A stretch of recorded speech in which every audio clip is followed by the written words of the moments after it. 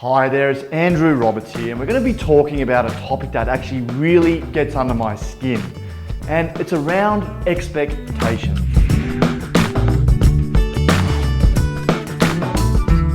Now, I want to just firstly look at where does this whole expectations, this definition of success start?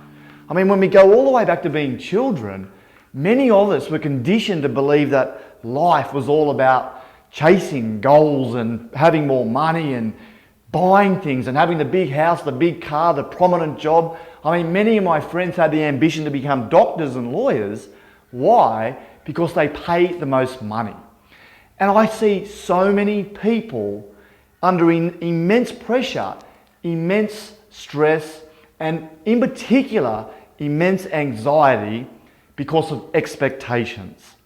So today we're going to explore expectations. I want to firstly tell you a little bit more about myself. I became a business coach 10 years ago, and I first set the expectation to get to a monthly income level. I wanted to achieve $20,000 a month. 6 months later, I didn't achieve my goal, and I'm left flat. I'm left low self-esteem. I'm left more anxious, more stressed, more unhappy. Now, I eventually did achieve that goal, and straight away I set a brand new goal that I wanted to be at this next level. And guess what? When I didn't reach that, the same thing happened again. I felt flat, my self-esteem dropped, I didn't believe in myself as much, and actually a feeling of unhappiness. And I see so many business owners, people that I coach, that have this expectation of being somewhere by a certain age. And they're constantly comparing themselves to everyone else. I think this is actually where it all starts.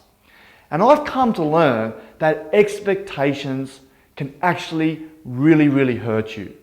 Because let's look at self-esteem. Self-esteem, if you think about it, is success divided by expectations. Okay, so I'm just going to read you a quick quote here that's really interesting. Being wealthy is not a question of just having lots of money.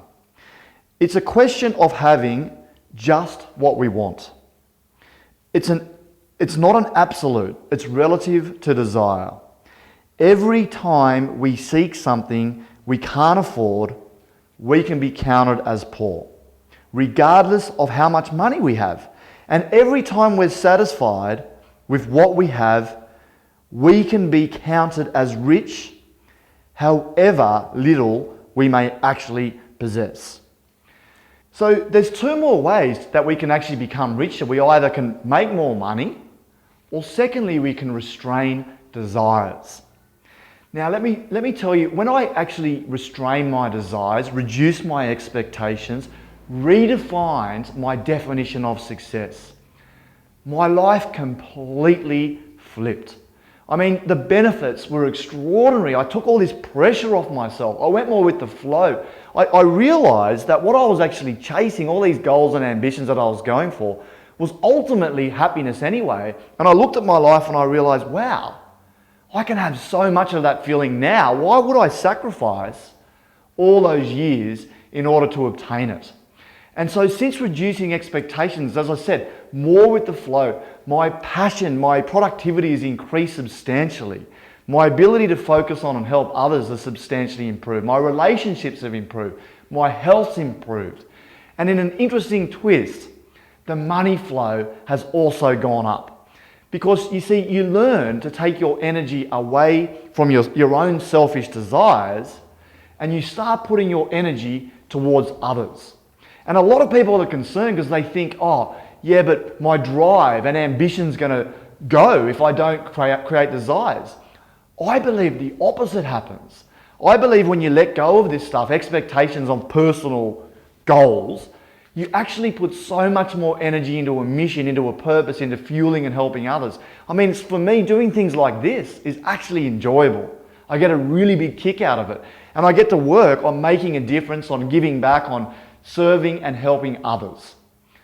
So my advice is reduce your expectations. Eliminate them if possible. Still set goals, still work towards something, but just change them. And you will watch your entire life become more in the flow, in the realm of being able to assist and serve others.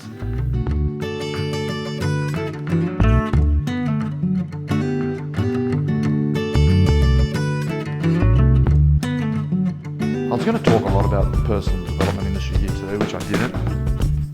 How they teach us to shoot for the stars. You know, how they teach us go and mix with people that are doing 10 times better than you. You know, and so cool, there might be some positives in there, but what it does is it has the ability to make you feel more anxious, more, you know what I mean?